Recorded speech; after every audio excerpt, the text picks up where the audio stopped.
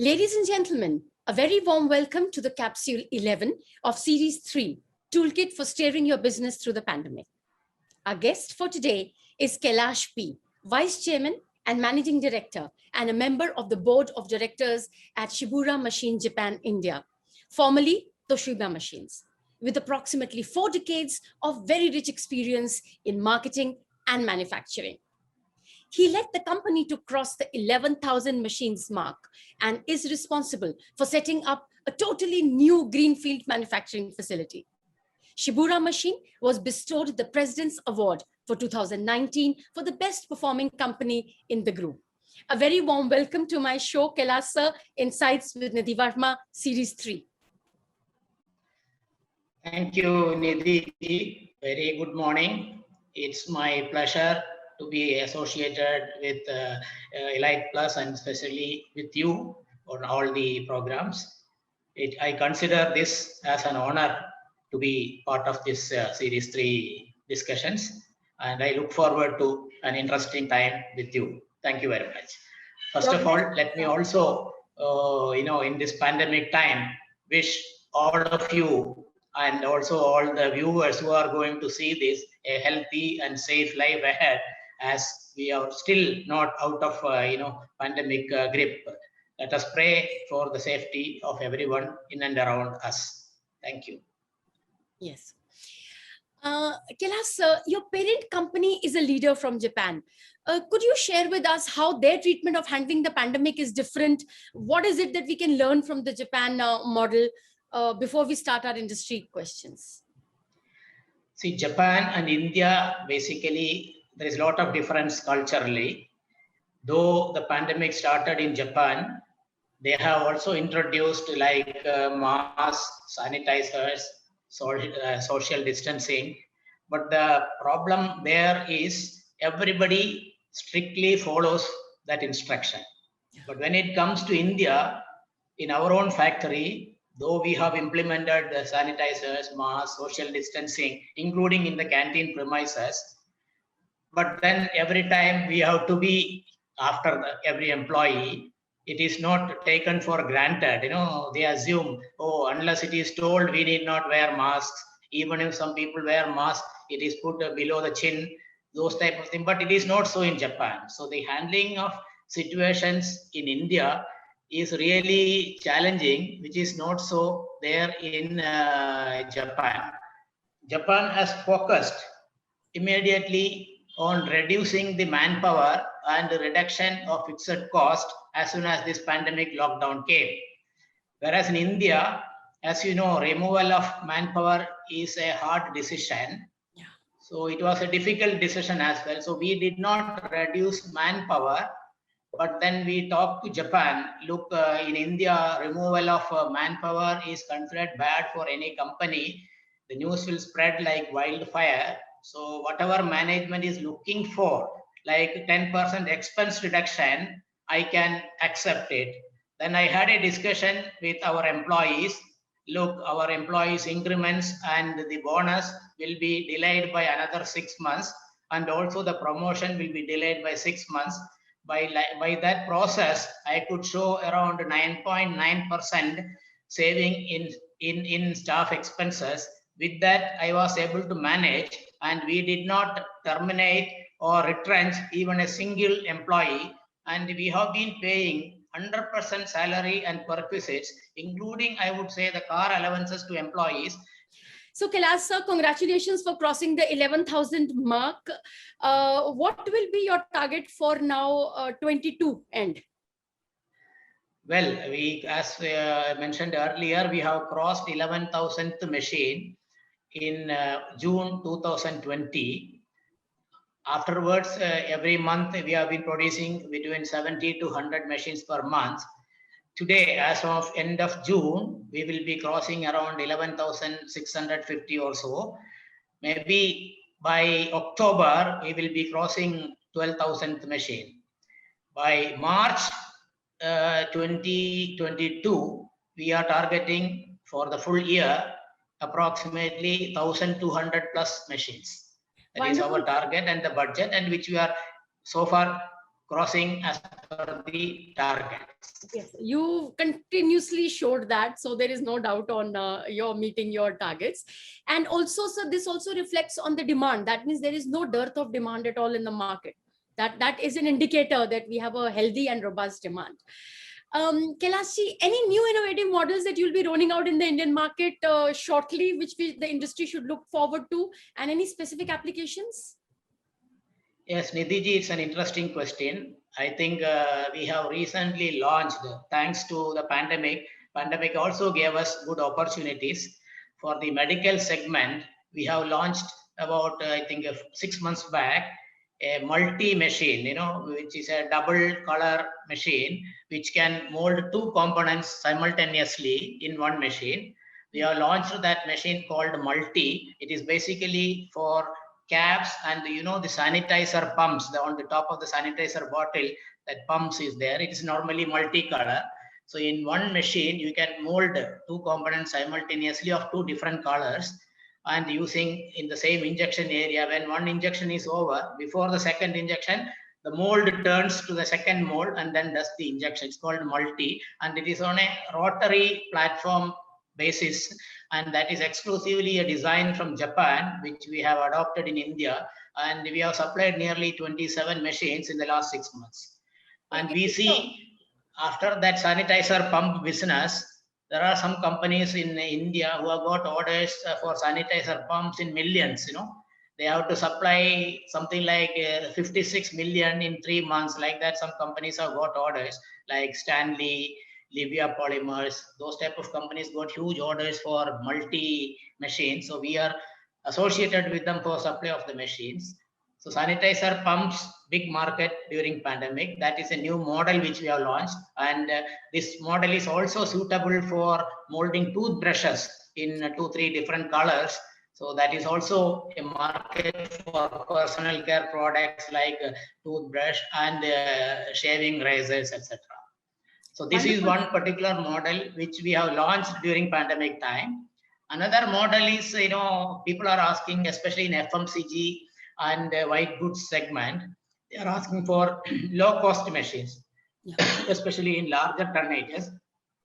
So we have developed RAM type of machine in 650 tons and above, which is also seeing the sunlight now. We are able to get a lot of orders, especially from washing machines and refrigerator parts. These two are the two new products we have launched. Presently, we are working on small tonnage up to 230 tons, all electric machines. Probably in the next couple of months, our first Indian-made all electric machines will be available for sale in Indian market. At present, we are importing and selling it. Maybe very soon we will be producing it in our Chennai factory, all electric machines as well. No, so that's very good news. I mean, I'm saying that we are really going to be look forward for completely produced in your Chennai factory. Congratulations. I'm so glad to hear that, Kailash. Thank you very much. Yes, I've seen a lot of orders, in these WhatsApp groups that are there of the industries that I'm probably part of all of them. Huge orders for your new machine for the caps for the sanitizers, which your machine would be serving that requirement. Kailash, what is the distinct advantage of all electric versus hydraulic, and for which applications? We've addressed this question a lot of times in our injection blow molding conference, but just for the sake of all our users. Well, electric machine is I would say one step upwards to hydraulics machine in technology field. Technologically, it is a much better machine. There is no hydraulic oil in that electric machine. So when it comes to medical and other clean room applications, electric machines are preferred because no spillage of oil or anything. It is 100% operating on electrical servo motors. In India, still electric machines are not that popular because the electric machines cost becomes prohibitive when you compare with hydraulic machines. I'm sure when Indian manufacturers start making electric machines in India, the percentage of electric machines share will gradually start going up. And I'm sure a day will come when electric machines will overtake hydraulic machine. Maybe we may have to wait for a few more years. Today, when I check with Japan, 95% of the market is all electric machines. Many companies don't even make hydraulic machines. Only 5% market is for hydraulic machine. That too for very large machines like automobile, car bumpers or truck bumpers, huge parts, which again electric machines become cost-wise very prohibitive. That is why that segment has not gone to electric machine. Otherwise, all the other packaging, medical, automotive, all small machine segment totally gone to electric machines. And in India also, I am sure it will pick up in the years to come. What is the current ratio in India between hydraulic and all electric injection molding machines? Well, it again, we have reports from the industry associations and our own study. And in India, approximately I would say less than 10% only are electric machines. 90% are still hydraulic machines. Because of late, what happened after hydraulic machine, when servo machines came into picture for low power consumption. So electric machine, why people preferred was consumption of electricity or the power was lower. Now with the servo machine, it is a compromise between electric machine and hydraulic machine. So many people use servo machine where otherwise would have used electric machines. Understood. So that becomes the pie change. Cost also they can adjust. Yes. Kailash, auxiliary, I know you share, is a very important part of your business. Have you been able to maintain the demand as supply in the auxiliary segment also in the last 21?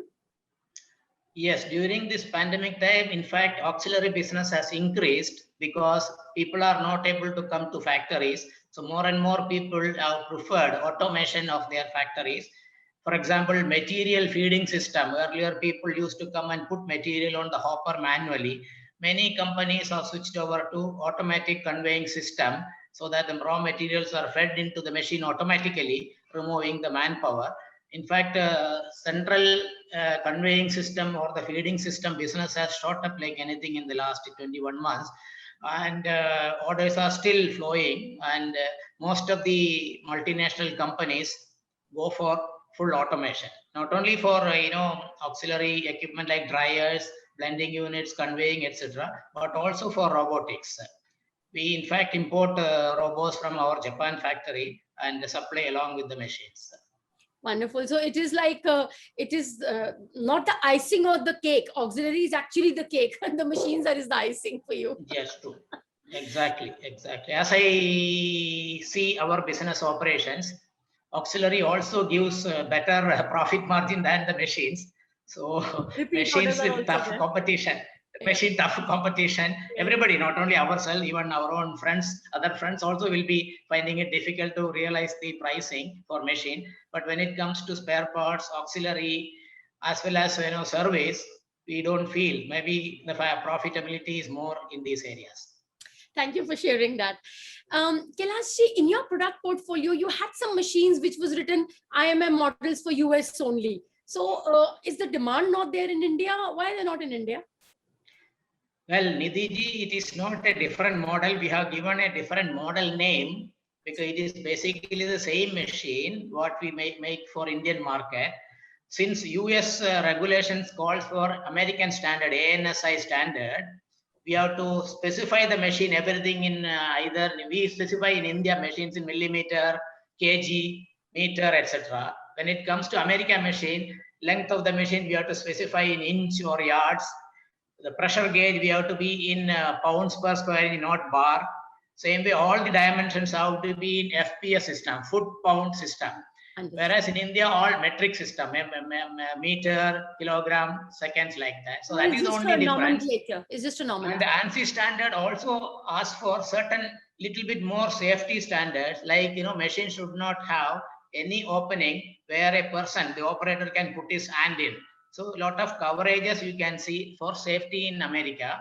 So that is basically ANSI standards. Whereas in India, we follow mostly Europe or Japan standards. So little bit of openings can be seen in the machine. And in India, most of the operations are manual or semi-automatic. Whereas in US, it is completely automated operation. That is why they want that type of machine. Otherwise, if you look at the machine, what we make for Indian market, what we make for American market, exactly same specification. Only model name for our company internal differentiation, we kept a different model name. Otherwise, machine is same like what we make for India. Thanks for clarifying. Sir, have the sales, installation and commissioning and servicing become totally online now? No person needs to go to your customer's premises?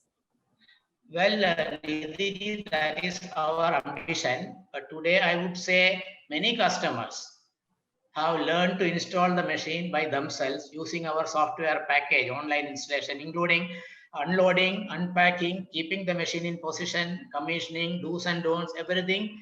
People who are professionally managed type of molders, they are able to do it themselves. Not only in India, even customers in UAE, Africa, even in US, we send the instruction manual, they can download it from the system and step by step they can follow and commission the machine.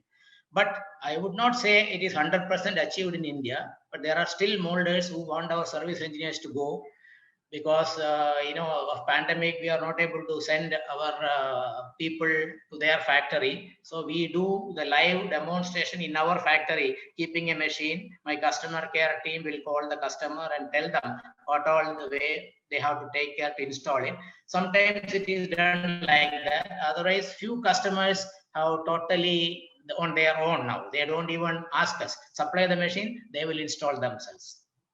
But I wish, the pandemic has brought in that change. Otherwise, every machine used to send our engineers. So what would you do with that team, which was erstwhile, because I've seen you have a servicing network and sales network across the country. Would you reskill them for some other work now, because the number of people required for sales and servicing will be less, because most of the things will be shifting to online. The customers are also evolved now. What will your plan for them? Yeah, but then what happens, these installation engineers are also service engineers. They are used for troubleshooting of any machines online. Instead of going there, they sit in the office and do that online communication with the customers and solve any technical problems they may have. Also, they also assist our factory machine testing team for, getting the feedback from the customer, implementing it in the factory, so that they are not free. And normally our company, I don't know about other companies, in our company, service engineers are always short. We don't have enough people. Always there is a huge demand for service people.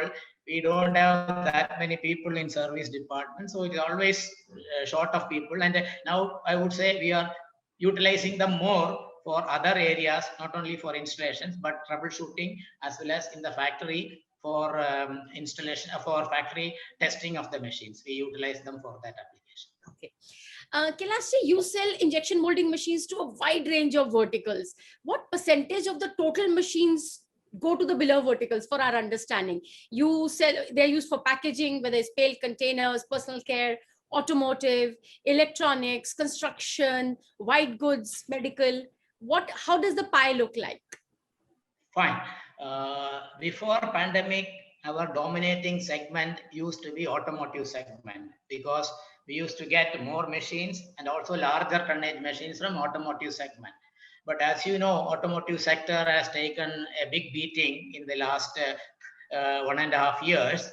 Actually, from Q4 last year, that is January onwards, automotive segment was showing up little bit more, but again now shut down again, it is going back to difficult situation. So automotive segment has taken a back seat, but packaging segment, which earlier used to be around 20% of our total business, it has increased to, I would say, 25% also.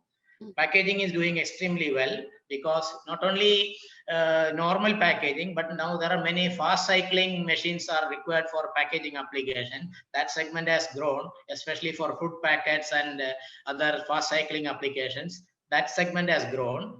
The number two, medical segment, I would say it has grown 100%. As I told you earlier, disposable syringes, face mask, shields, those are all molded in high-tech machines like ours. And market medical segment is 100% grown. Earlier it used to be 10%. Now I would say 17-18% of our sales goes to medical application. Packaging also gone to 25%. Then another segment is infrastructure related, that is PVC segments, building, piping, pipe fittings, etc. Like customers like Prince in Mumbai, etc. There are big customers for machines for PVC fittings. That segment has grown substantially. Another segment which is grown, but not to that extent of 100%, is the electrical switches segment. This piano type switches, what you see in our houses, those are all molded in machines like, Toshiba machine and other competitor machines. But that segment has shown growth of over 25%. So predominantly for a company like ours, we depend on packaging, medical, writing instrument, that is ball pen, and infrastructure, that is PVC fittings. Only segment which has taken a beating, big beating, was automotive. Number two segment, which we are not very much present, is in FMCG, as I told you, because that washing machine, those type of components, they look for a very low cost machine, whereas we are not able to compete in that market. So that segment also for us, business has come down. But we are able to maintain, though automotive has come down with the surge in other three segments, we are able to maintain our production and sales consistently close to 100 machines a month. Wonderful. Kailash, how do you look at the automotive sector? Because you're very entrenched in that. Going forward in the next quarters, the three balanced quarters of 22, how do you think is going to pick up? Will it make up for the 22 first quarter loss? 21 was a washout. 21, I would not say washout, but we did something like 70% of the year before last. I feel this year also it will be in the same level, because hardly 6 months left. Even automotive companies, even if they start adding machines, by the time they install and commission, it will take 3-4 months time. So I think this year also it will be around 15% of the total demand for us. Earlier it used to be 20-25%, now it will be below 15%. But automotive segment we want, because bigger machines go for automotive segment. So because the turnover jumps if we get more automotive segment machines. Understood. But this year it will be sad story for automotive segment. Understood.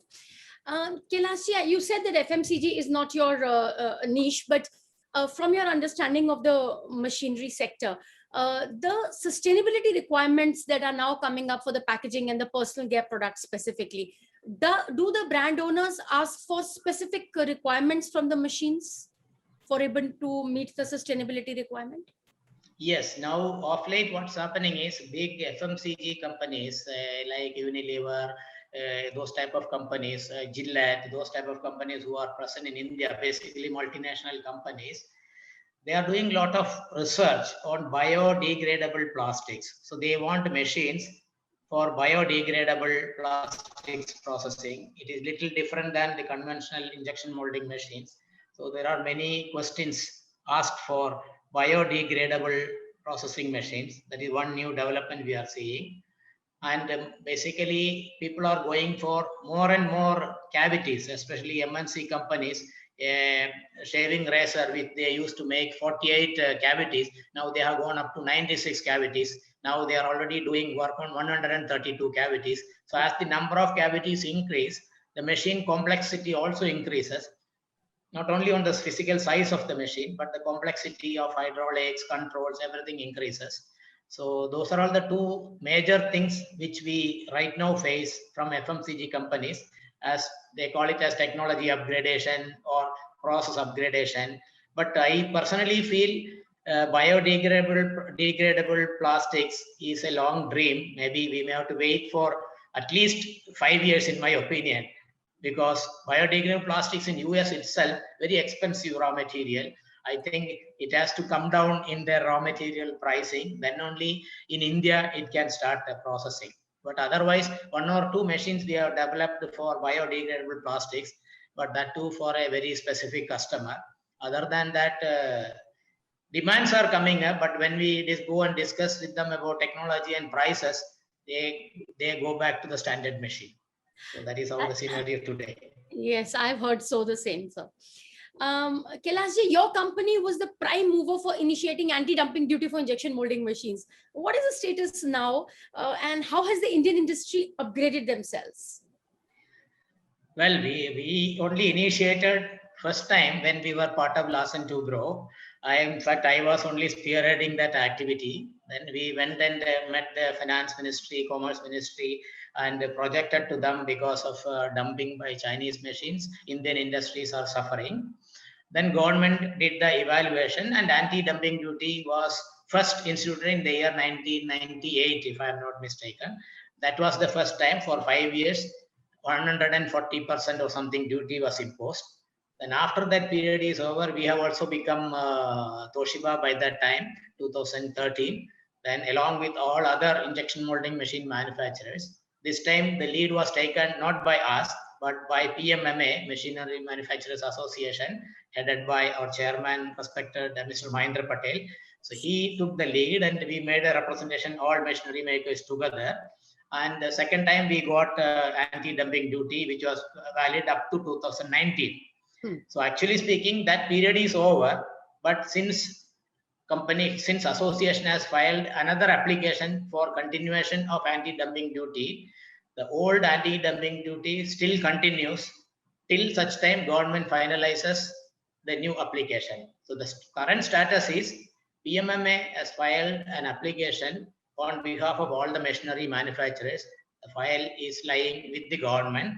So 1 or 2 meetings have taken place. Probably government is doing the evaluation, and I am optimistic that anti-dumping duty very soon will become another 5 more years. It may become. Yes. It is not that, this time, fortunately or unfortunately, even the Chinese manufacturers who have put up factories in India, they are also party to this application. 1 or 2 companies are also party to this application. Basically, we are objecting to dumping of machines from China. Other than that, if they come and put up a factory, provide us a healthy competition, all of us welcome Chinese manufacturers. Oh, that is your take on that. My next question then gets answered, because I was wanting to ask that there are a lot of Chinese companies that have actually set up their injection molding bases and manufacturing in India. So you do welcome competition. We welcome in India. Okay, understood. Yeah, Nidhi, we welcome any company, not only from China, even from Taiwan, other Southeast Asian countries. Also, we welcome them as long as they are technologically latest technology they bring into India, and they also produce quality machines in India. We have no problem at all, because our understanding, anybody who starts manufacturing injection molding machine, they have to go through the same process as we have gone through. There is no shortcut to this experience. We also learned it in a hard way. Initially, we were selling few machines. We had a lot of issues. Then sorting it out, coming out. And it takes years for us to stabilize. So I'm sure all these Chinese companies also will take some years to stabilize. And if somebody had stabilized faster, hats off to them. Probably they would have had a better technology or better manufacturing process. And ultimately, the customers are very, very intelligent and involved, and they know that where they want to put their money. It's true, true. Absolutely. I think customers are very knowledgeable on injection molding machines. All the molders know. There are customers who buy our machine for certain application. Same customer for some other application buy Chinese machine. He knows what type of machine works where. So today that is the differentiation. And sometimes we get little bit of premium also over Chinese machines, because we are not able to beat the prices of Chinese machines at present. Thank you for sharing that so honestly, sir. So since you have been leading a team which has been absolutely rolling out machines for the last 5 quarters, while all of us were having the benefit of working from home, what are your major takeaways for this pandemic for business, which actually no university can teach, no books can teach, only experience can teach? Nidhi, very good question. I think I wanted to answer in a different way, because in India, what happens is in India, the situation is little different, especially when this pandemic came. Totally, we were totally disappointed, and all the employees were demoralized, because we told half the people not to come. They were staying at home, but then we cannot keep them sitting idle. Idle mind is criminal. So we talked to one institute known as IFMR in near Sri City in Andhra Pradesh, very close to Chennai. So they have developed special programs for our supervisors executives and managerial staff, we sent batch by batch almost all the employees to this institute for residential training program at company's cost. And they all came back sharpening their skills. And they have been very useful for development of many online softwares like online training program, online installation, then even customer meetings, how to conduct customer meeting over video meeting, all that properly trained by people. So it became little bit handy for that. So in the last quarters, I would say we have invested on employees in sharpening their skills, which is Kailash, I saw that the logo of your company, I think I saw on your website, was going back to the roots. What is your major one takeaway from your personal life from this pandemic? well, I would say the logo itself was, the going back to roots was derived after all the global CEOs met in Japan, and everybody was asked to give different names and also the meanings for the different names. So going back to the roots was the one which was finally accepted. Of course, that was that the name came from Japanese team, not from Indian team. But then the explanation given to us was company, when they look back to Toshiba, Toshiba basically came from two names, Tokyo Electric To and Shibora Machine Shiba. That is how the Toshiba name came to existence.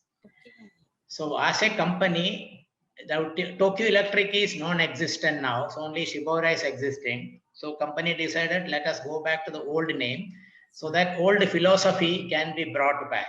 The philosophy of Shibora was that the company or our family, if you look at it, is one and the same. So please treat all the employees like your family members. And whenever they are in distress, especially in this pandemic time, if you look after them like your own family members, when I proposed to the management that manpower cutting is not a solution and expenses can be saved by 10%, management accepted it. Not only accepted it, they appreciated that we have talked a little differently than other units like in China or in Thailand. They immediately cut 10% of the people, whereas we did not do that.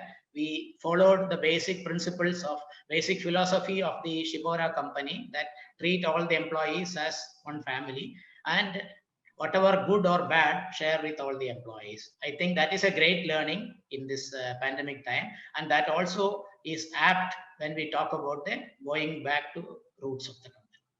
Thank you for explaining that very well. We've understood. And yes, after this pandemic, the people have understood that you have to get connected to the roots, and actually there is where life actually started and will enlarge from. Agreed, sir. Kailash, sir, personally, I have learned so much from this session. Thank you so much. With so much of information overloads nowadays through email, through text, on WhatsApp, digital, our sessions, that is Insight with Nidhi Verma, have become very popular, where leaders like you take out the time and you reach out to the industry with your advice and learnings, which people can take away something from. That is our service to the industry. Thank you so much. And we hope to see you soon whenever the 8th edition of the Injection Blow Molding PT Rotomolding Conference is there. And till then, stay safe, sir. Thank you so much. Thank you, Nidhi ji. It was wonderful for me personally. I have enjoyed every bit of our discussion today. And I also wish everything goes well and our normal time comes back so that we are able to shake hand each other. Today, that is prohibited. We have to only do like this from far off places. Let us hope that people can travel all around and meet again. And I assure you that we will be part of the Injection Blow Molding Conference, which will be anytime after the pandemic you will be starting. We will be party to that. Thank you very much once again. Thank you very much, and wonderful talking with you. Thank you so much. And namaskar to everybody. Namaskar.